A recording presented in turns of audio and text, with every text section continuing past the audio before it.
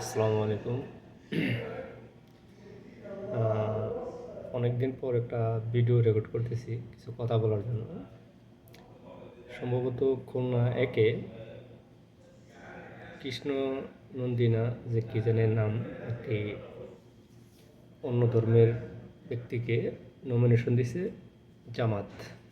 তাতে কোনো সমস্যা নেই, যে কাউকে দিতে পারে, কিন্তু মূল সমস্যা হচ্ছে জামাতিদের কর্মকাণ্ড।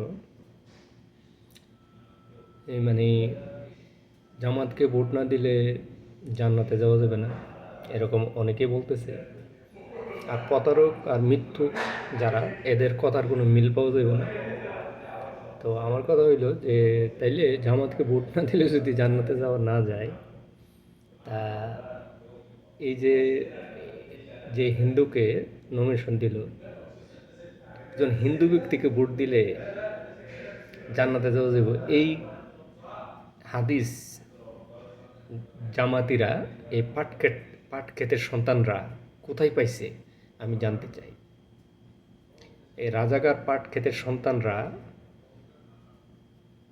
মানে এদের বিরুদ্ধে না, শুধু মানে উচিত বললেই এরা যে সমস্ত ভাষা মুখে আনে বা লেখে, তো মুখে না আনলে, অন্তরে না আসলে তো আর লিখতে পারে না মানুষ। আমার কাছে অনেকগুলি স্ক্রিনশট আছে। এই পাট ক্ষেতের সন্তানরা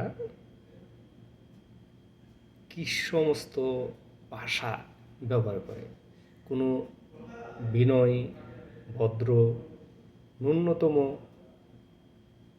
মানে জাতের বংশ, মানে এরকমের ভাষা লিখতে পারে না। শুধু যে ভাষা লেখে, এদের স্থান বা জন্ম সৃষ্টি সেই পাটক্ষেতের। সো এই পাটক্ষেতের সন্তানদের কোনো কথাতে, জনগণকে আমি অনুরোধ করব, এই পাটক্ষেতের সন্তানদের কোনো কথাতে আপনারা বিব্রত হবেন না এবং এদের ফাঁদে পা দিবেন না। এরা ক্ষমতার জন্যে আগামীকাল বলতেও পারে যে বাংলাদেশের প্রত্যেকটা নাগরিককে বিনা চাকরিতেই ভাতা হিসাবে 10,000 টাকা করে দেবে আমরা ক্ষমতা যেতে পারলে। জাস্ট এদের প্রয়োজন ক্ষমতায় যাওয়া, যেটা এরা জিন্দিগিতেও বাস্তবায়ন করতে পারবে না। তো আমি বাংলাদেশের জনগণের প্রতি অনুরোধ করব, আপনারা লোভ না করে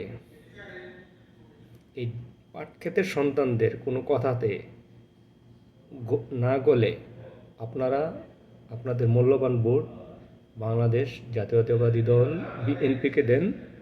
ইনশাল্লাহ বিএনপি যা পারে না তা বলে না, যা পারে তা বলে। এই রাজাকার পাটক্ষেতের সন্তানদের ফাঁদে পা দিয়েন না।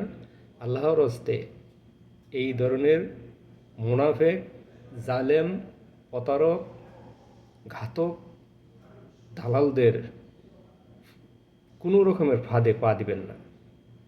সকলের প্রতি অনুরোধ, আগামী নির্বাচন সকলের ভোট দানের শীষে হোক। আসসালামু আলাইকুম ওয়া রাহমাতুল্লাহি ওয়া বারাকাতুহু।